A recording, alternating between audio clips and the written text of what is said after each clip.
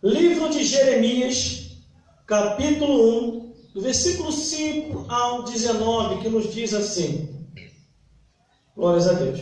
Antes que eu te formaste no ventre, te conheci, e antes que saíste da madre, te santifiquei, e às nações te dei por profeta. Então disse eu: Ah, Senhor, Jeová, eis que não sei falar, porque sou uma criança. Mas o Senhor me disse: não digas, eu sou uma criança, porque aonde quer que eu te enviar, irás, e tudo quanto te mandar, dirás. Não tema diante deles, porque eu sou contigo para te livrar, diz o Senhor. E estendeu o Senhor a mão, e tocou-me na boca, e disse-me o Senhor: eis que ponho as minhas palavras na tua boca. Olha, ponho-te neste dia sobre as nações e sobre os reinos, para arrancares e para derribares, para destruires e para arruinares, e também para edificares e para plantares.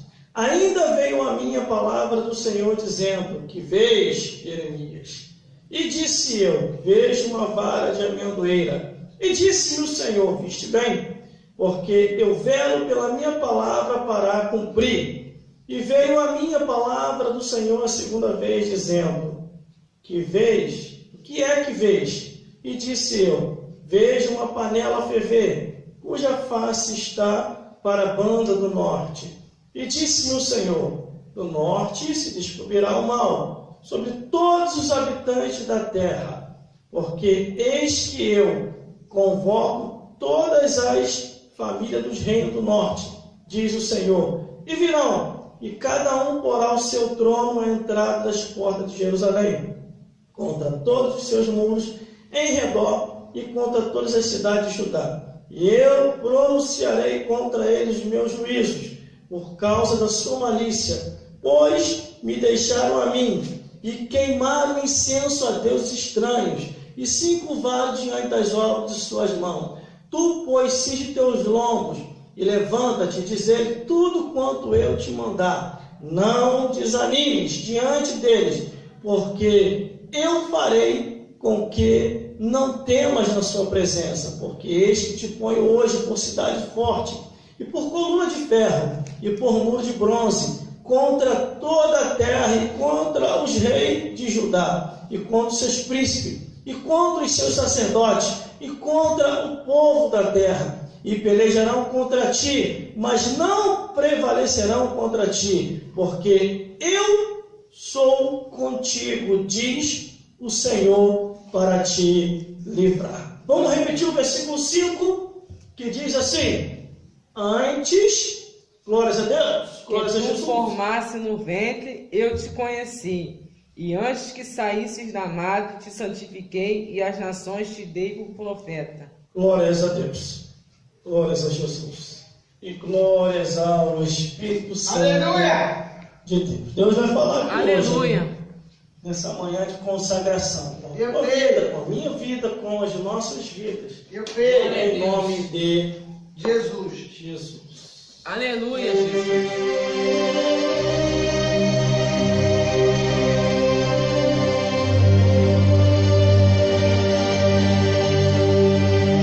Em nome de Jesus.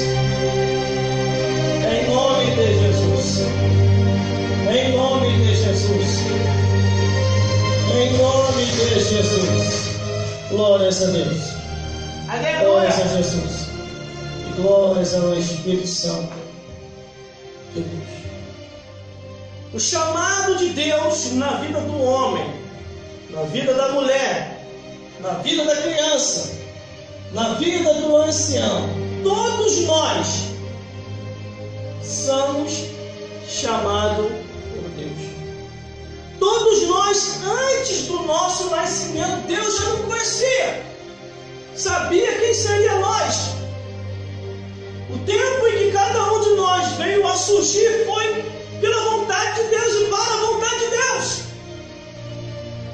Deus não chama ninguém em vão.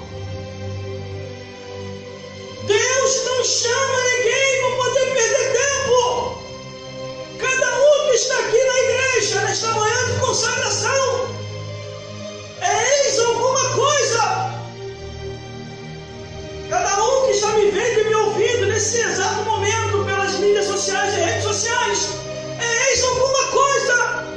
Jesus transformou, Jesus libertou, Jesus curou, e a única coisa que ele pede é ser minha testemunha, tanto em Jerusalém como em toda a Judeia. Aleluia. Olha aqui, irmãos. Olha aqui. Glórias a Deus.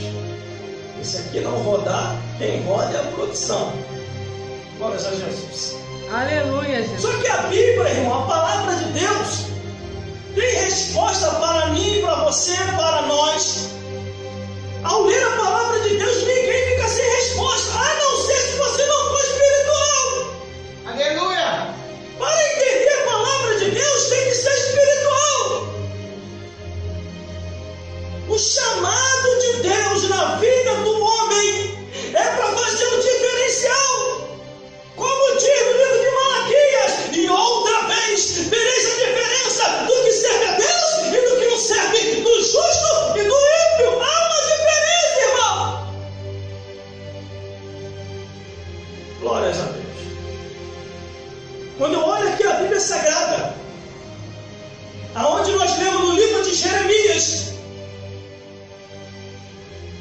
quando chegou o momento, quando chegou a hora de Jeremias cumprir aquilo que foi determinado para que esse chamado de Deus viesse incendiar a sua vida, Deus chama ele, vocaciona ele, e Jeremias já era conhecido antes do seu nascimento, assim como a minha vida e como a tua vida. Versículo 5, onde nós iniciamos: antes que eu te formasse no ventre, eu te conheci, e antes que saísse da madre, te santifiquei, e as nações te dei por profeta. Aleluia. Glórias a Deus, glórias a Jesus. Cada um de nós Louvado seja Deus. temos que cumprir a nossa missão, temos que cumprir o nosso chamado. Muitas pessoas hoje, principalmente nessa atualidade, onde tudo se grava, tudo se transmite ao vivo, muitos profetas ficam meio receosos para pregar, ficam preocupados na hora de trazer uma mensagem, de repente alguém filmando, alguém gravando, venha complicar a vida daquele profeta.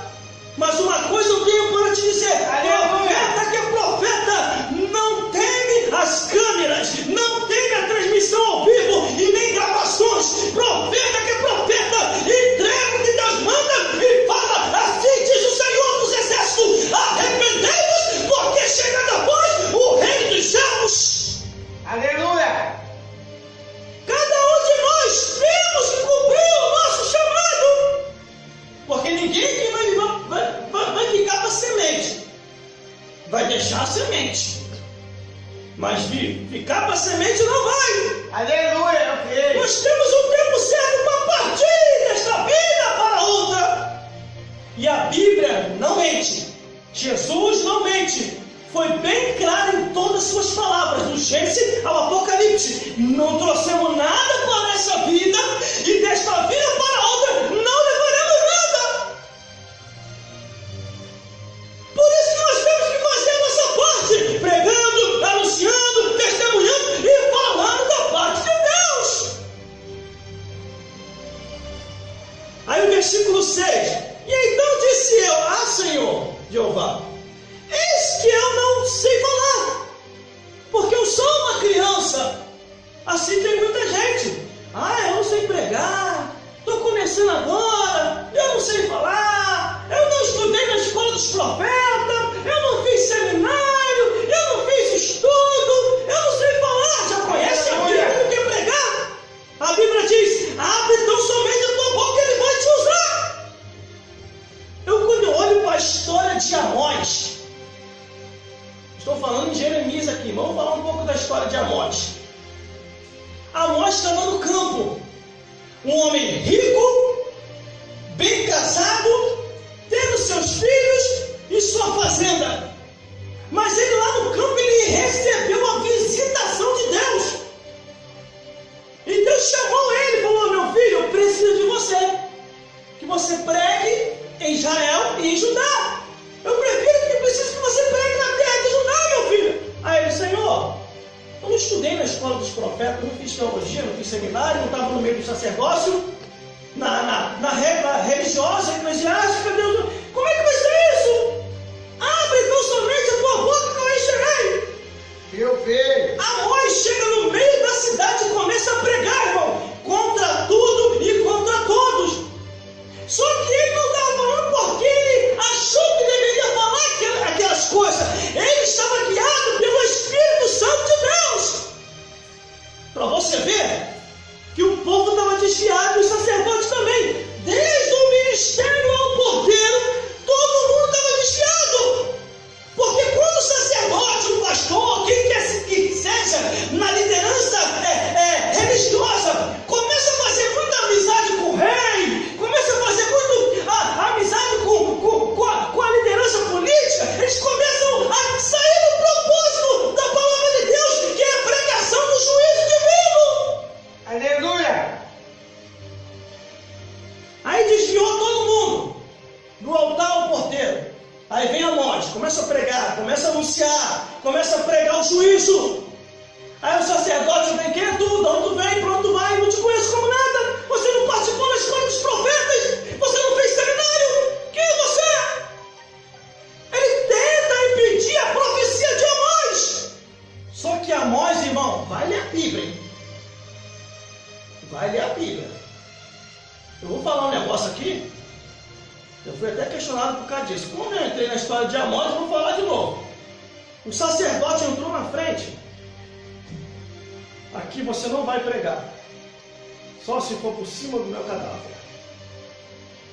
Aí Amós falou assim, sacerdote Amazias, sai da frente, por favor, não sou eu. Sai da frente, por favor. O Altíssimo mandou eu pregar na terra de Judá. Ele aqui não, vidente, vai pregar em outro lugar. Quando ele diz isso, Amós fica possuído com a porção dobrada do Espírito. Vai ler a Bíblia que está lá. A história de Amós. A porção do Espírito de Deus fica dobrada. E Amós aponta na direção do sacerdote. Assim diz o Senhor dos Exércitos: a tua mulher vai te botar um par de chifre. Aleluia. Os teus filhos descerá a espada, e tu morrerás na terra imunda, e certamente Israel será levado cativo. Glória a Deus. Por causa do pecado do sacerdote, por causa do pecado dos profetas, por causa do pecado do povo, por causa do pecado do rei e das lideranças da terra de Judá, o povo caiu em ruína. Irmãos, quando eu leio as lamentações de Jeremias, com o coração aberto eu começo a chorar. Porque a Bíblia diz, e as mulheres santas cozinharam seus filhos para se alimentar no período da ruína de Israel. Eu vou te dar a passagem bíblica para você. Por isso que a gente tem que cumprir o nosso chamado. Eu sempre falo, ainda que eu esteja enquadrado, eu jamais vou deixar de pregar a verdade do Evangelho. Glórias a Deus. Ó, que aula certinho. Lamentações de Jeremias, capítulo 4, versículo 10. Ó. As mãos das mulheres piedosas cozeram seus filhos e serviram de alimento na destruição da filha do meu povo. E agora, olha por causa de quem foi a culpa. Ó. Versículo 13. Depois não fala que sou eu não. Depois não fala que sou eu não. Ó. Por causa do pecado dos profetas e da maldade dos sacerdotes, derramaram o sangue do justo no meio dela. A minha missão e o meu chamado eu tenho que cumprir. A missão da liderança eclesiástica e seus obreiros que estão aqui do altar. Obreiro, diácono, presbítero, pastor, evangelista e trabalhadores da obra. Músicos, missionários, missionárias, presbíteros, apóstolos, tem que cumprir o Glória a Deus, aleluia. Porque Deus não se deixa escarnecer. O que o homem semear vai colher. Aleluia. Eu gosto de falar isso aqui que eu vou falar, irmão, para ficar registrado. Eu não tenho medo de registro, não. Pode gravar, pode filmar, pode fazer transmissão ao vivo. Não estou preocupado com isso, não. Vamos estar filmando, transmitindo, tirando foto, eu até faço as poses. Eu não vou ficar com medo disso, não. Glórias a Deus. Mas eu estou convertido desde 1997. Eu levantei a mão para Jesus em 1997. Jesus me aceitou, eu aceitei Ele. Eu não sei como é que você pensa acerca disso. Me batizei em 1998. Eu tenho tudo isso documentado, todo esse registro. E tenho meu certificado de batismo também. De 1998 para cá, o diabo perdeu tudo para me tirar da igreja. Para mim não cumprir o meu chamado, para mim não pregar mais, para mim não anunciar.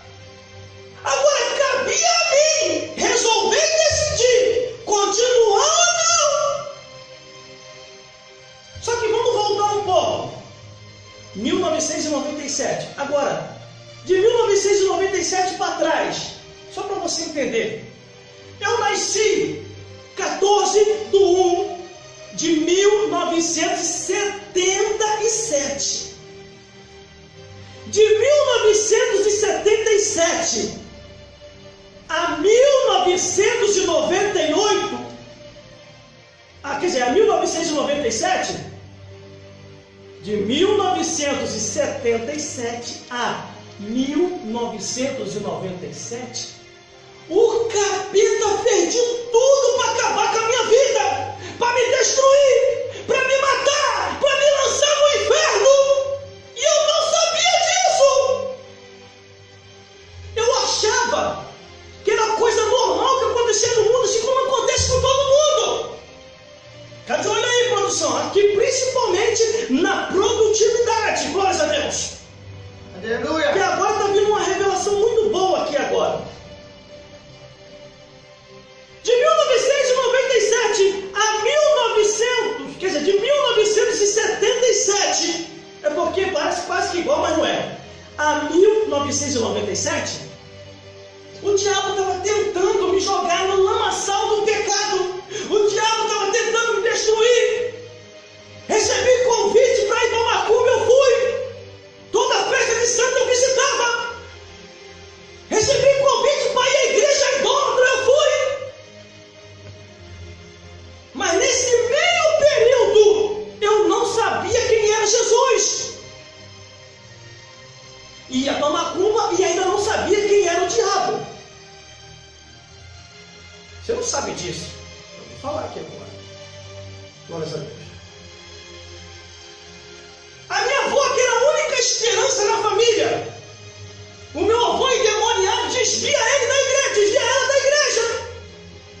Aí a esperança acabou. A esperança da família. Não tinha mais quem viesse a pregar. Meu pai endemoniado, a minha mãe nem se fala, mais endemoniada ainda. Os capetas se andando lá dentro de casa. E eu achava tudo aquilo normal entre aquela família que dá certo e aquela família que não dá certo. Lá em casa era a família que não dava certo. Era tudo assim, ó. E quando eu olhava para as outras famílias, eu falava, poxa, por que a minha família não é assim? Aqui em casa é assim e lá não é. A criança tem esse sentimento. Quando de repente, de 1996 para 1997, chegando próximo da minha conversão, que nem eu sabia, Deus havia decretado lá nos céus, glórias a Deus, Jesus chegou a hora. Sim, meu Pai, vamos resgatar os céus. Chegou a hora. Eu não sei aonde foi que Jesus profetizou, ou falou com qual profeta. Vou levantar agora meu filho. Estou até arrepiado, meu Deus do céu. Fica ligado aqui, produção. Esquece o ao vivo, fica ligado aqui. Vou levantar agora meu filho. e vou salvar toda a família dele. De 1996 para 1997, próximo e perto da minha conversão, o diabo atentou contra a minha vida, me virar mendigo, morar na rua. O diabo atentou contra a minha vida para poder arrancar a minha vida. Eu tomo uma facada e quase que morro, eu faço assim, a faca passa direto, eu corro, a garrafa é jogada, eu se abaixo e consigo fugir. O diabo me arrasta para um baile, eu pensando que estava indo curtir um baile. E naquele período de 1996, eu naquela comunidade, naquele baile, de repente estoura-se um tiroteio e os traficantes rival entram naquela favela, é um tiroteio, só dá tempo de eu pular para dentro de uma casa e ele se salvar. E o meu pai começou a ficar preocupado quando meu pai tinha uma situação boa. Ele foi lá na macumba e pediu para me tirar desse caminho de treva, desse caminho. E não adianta, irmão, não adianta. Ele procurou no lugar errado. Em 1996, ele procura na igreja, eu já estava convertido. Aleluia. Só que ele procura no lugar errado. Aí o capeta começa a se andar mais ainda. E eu tentando entender tudo o que estava acontecendo, e eu não entendia. Quando de repente me levaram à igreja idólatra. E quando eu vou à igreja idólatra, eu não vou dizer o nome do título da igreja, que eu me posto perante aquela imagem, Satanás se materializa e parece, e começa a rir da minha cara. E eu fico prostrado perante aquela imagem. Jesus, me ajuda, Jesus, eu não aguento mais esse sofrimento, Jesus. Me ajuda, Jesus, por favor, aquela imagem enorme. E o capeta rindo. E eu tentando entender o que era aquilo.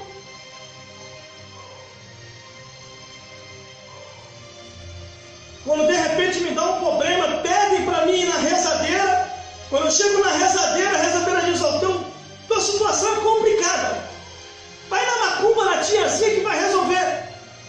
Quando eu fui na macumba, na tiazinha, ela meteu a colher na minha testa, fez o sinal da cruz para a mulher, que era costume do pessoal da época. Eu saio mais ou menos aliviado com o gelo da colher na testa. E se aproxima 1997, o ano vira. Quando o ano vira, se muda-se uma família lá para perto de casa, e eu já estava no meu limite. Eu já estava no meu limite da angústia, querendo entender as coisas e não entendia. Quando aquela família se muda para lá, a princípio eu entro para a igreja por causa daquela menina. Só que quando eu começo a caminhar para a igreja, eu começo a ver coisas que eu não via na macumba, que eu não via na igreja idólatra. E eu comecei a perguntar aos pastores daquela época. Os pastores daquela época, irmão, de 1997, eram muito temerosos. Não é como os pastores de agora. Eu não estou se levantando contra a liderança eclesiástica. Deus me livre de fazer isso. Eu estou falando a realidade, irmão. Profeta que é profeta, ensina a Bíblia como a Bíblia é, irmão. Os pastores daquela época explicavam: meu filho, isso aqui é a presença do Espírito Santo, isso aqui é poder de Deus, nós temos que vigiar. Foi quando pela primeira vez, eu ainda não tinha ouvido falar desse nome, quando pela primeira vez, o pastor chegou para mim e falou assim: meu filho, você tem que vigiar com Satanás e os demônios. Satanás e os demônios é nossos inimigos. E ele se levanta contra aqueles que são verdadeiramente servos de Deus, para tirar a consagração, para tirar a comunhão, para tirar a convicção da palavra de Deus e para desviar da igreja. Foi aonde eu ouvi pela primeira vez o nome do ataque de Satanás e os demônios. Glória a Deus, aleluia. Foi aonde que eu cheguei para o pastor. Então é isso que está lá em casa, pastor. Então foi isso que apareceu para mim, pastor. Ele meu filho. Aí o pastor abriu a Bíblia. O pastor que é pastor é assim: mostra a Bíblia, fala e prova. É o que eu falo. O que eu